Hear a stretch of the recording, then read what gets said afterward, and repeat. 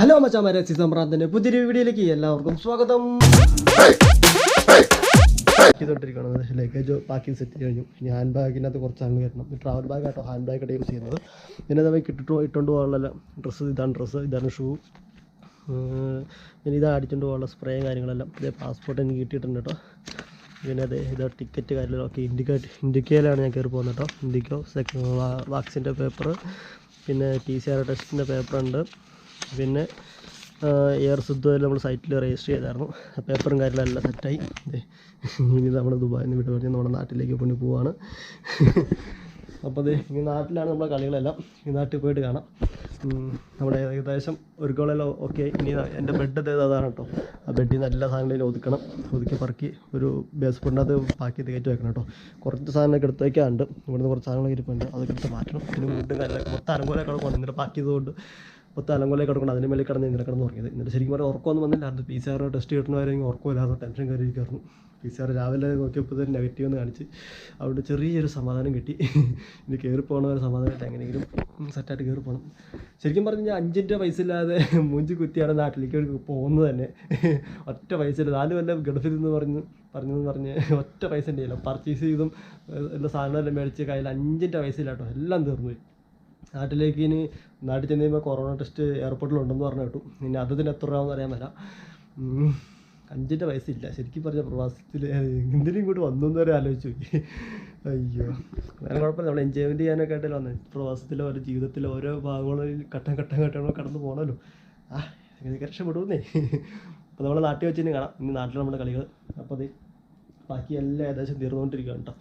ഞാൻ റെഡിയായി പോകാൻ വേണ്ടിയിട്ട്. നമ്മുടെ നാട്ടിലേക്ക് കുതിക്കാൻ വേണ്ടിയിട്ട് നമ്മൾ റെഡിയായി. നമ്മളിപ്പോൾ നാട്ടിലേക്ക് പറക്കുവാണ്. അങ്ങനെ 4 വർഷത്തെ ഇടവേളയ്ക്ക് ശേഷം ഇന്ത്യയുടെ നാട്ടിലേക്ക് പോകുന്നു പറഞ്ഞ പോലെ തന്നെ, തിരിച്ചു വന്നു എന്ന് പറഞ്ഞ പോലെ തന്നെ നമ്മളിത് 4 വർഷത്തെ ഇടവേളയ്ക്ക് ശേഷം നമ്മളിത് നാട്ടിലേക്ക് തിരിച്ച് പോവുകയാണ്. ഇനി പൊളി പൈപ്പാക്കി എൻജോയ്മെൻറ്റ് ചെയ്യണം നാട്ടിൽ പോയിട്ട്. നാട്ടിൽ പോകുന്നതിൻ്റെ ഉദ്ദേശം നാട്ടിൽ ചെന്നിട്ട് കാണിച്ചു തരാം. ഒരു സസ്പെൻസ് വീഡിയോ ആയിട്ട് ഇരിക്കട്ടെ. അപ്പം നമ്മൾ റെഡി ആയിട്ടോ. എങ്ങനെയുണ്ട് കോസ്റ്റ്യൂം? പൊളിയല്ലേ? എന്നാലും ഇങ്ങനെയാണ് കാര്യങ്ങൾ. അപ്പോൾ സംഭവം പാക്കിങ് എല്ലാം ചെയ്ത് വെച്ചിട്ടുണ്ട്. ഈ കുറച്ച് സാധനങ്ങളുണ്ട്, കുറച്ച് തുണിയൊക്കെ എടുത്ത് കയറ്റിയിട്ടുണ്ട്. വെയിറ്റ് ആയോ ഇല്ല. പിന്നെ ഇത് നമ്മുടെ പാസ്പോർട്ടും കാര്യങ്ങളെല്ലാം സെറ്റ് വെച്ചിട്ടുണ്ട്. പിന്നെ ഹാൻഡ് ഗ്ലൗസ് നമുക്ക് ഇട്ടുകൊണ്ട് പോകാണ്ട് എടുത്തിട്ടുണ്ട്. പിന്നെ ഇത് ചെറിയ ഹാൻഡ് ബാഗായിട്ട് ഞാൻ എടുത്ത് വെച്ചാണ് കേട്ടോ. അപ്പോൾ ഇത്രേ ഉള്ളൂ.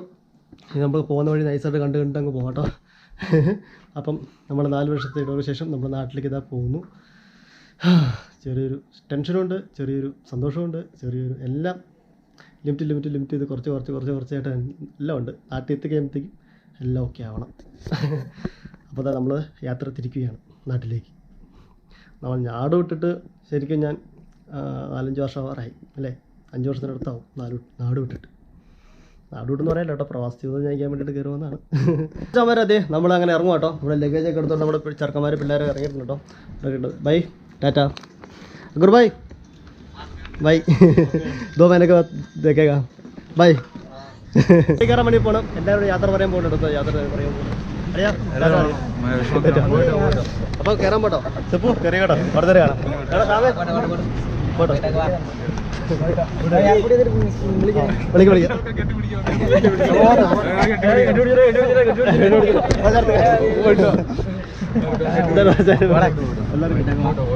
എല്ലാം കിട്ടിയിട്ടുണ്ട്.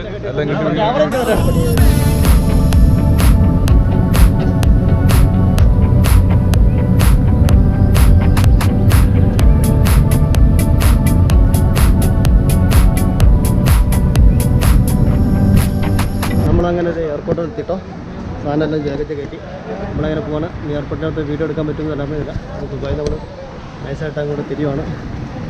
നാട്ടിൽ തന്നെ കാണാം കേട്ടോ.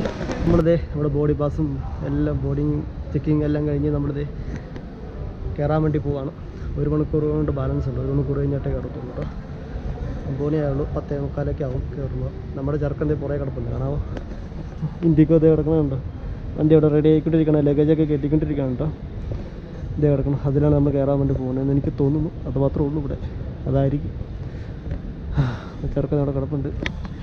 അതിലാണ് നമ്മൾ കയറി പോകുന്നത്. ലഗേജും കാര്യമെല്ലാം ഇരിപ്പുണ്ട് കേട്ടോ. പാസ്പോർട്ട് എല്ലാം കിട്ടി, എല്ലാം ഓക്കെ. സീറ്റ് വിൻഡോ സീറ്റാണ് എടുത്തേക്കണത്. അവിടെ ചെല്ലുമ്പോൾ കിട്ടിയാൽ വിചാരിച്ചു വിൻഡോ സീറ്റൊക്കെ. ഇത് നമ്മുടെ വിസ. കുറച്ച് ഡ്യൂട്ടി ഫ്രീ മേടിച്ചിട്ടുണ്ട്. ഇനി നമ്മൾ കേരളത്തിൽ ചെന്നിട്ട് സന്തോഷമൊക്കെ ഉണ്ട് കേട്ടോ. ബാസ്കറ്റ് തൊട്ടിട്ട് സന്തോഷത്തെ കാണത്തില്ലെന്ന് വിചാരിക്കില്ല കേട്ടോ. സന്തോഷമൊക്കെ ഉണ്ട്. നമ്മുടെ പരിപാടിയെല്ലാം കഴിഞ്ഞിട്ട് നമ്മൾ നേരെ കയറുവാണ്. ഫ്ലൈറ്റിൽ കയറി പോകണം കേട്ടോ. ഉള്ളിലേക്ക് നടന്നു കിടക്കുമ്പോൾ ഫ്ലൈറ്റിൽ കയറാൻ വേണ്ടി പോവാണ്. ഫ്ലൈറ്റിൽ കയറി ഇരുന്ന് കഴിഞ്ഞിട്ട് കാണാം കേട്ടോ.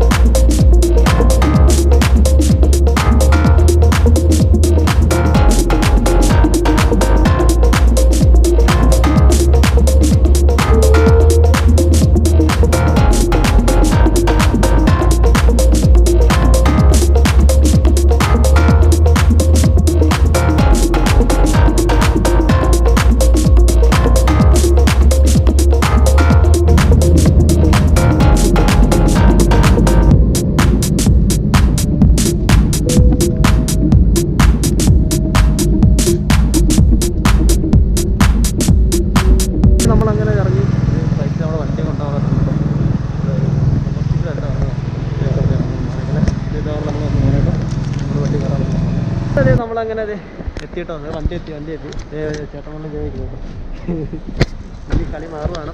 ഞങ്ങൾ എത്തിയിട്ടോ, ടെർമിനൽ 3-ലാണെന്ന് അറിയത്. ഞങ്ങൾ വണ്ടി കയറി നേരെ വീട്ടിലേക്ക് പോകണം. അപ്പോൾ ഇത്രയും നമ്മൾ ഇന്നത്തെ കാഴ്ച. ഇത് നമ്മൾ പാർട്ട് 1 അങ്ങനെയായിട്ട് കിട്ടാട്ടോ. അപ്പോൾ ഇത്രയും നമ്മൾ ഇന്നത്തെ കാഴ്ച. ഇത് വരെ എല്ലാവർക്കും അതെ.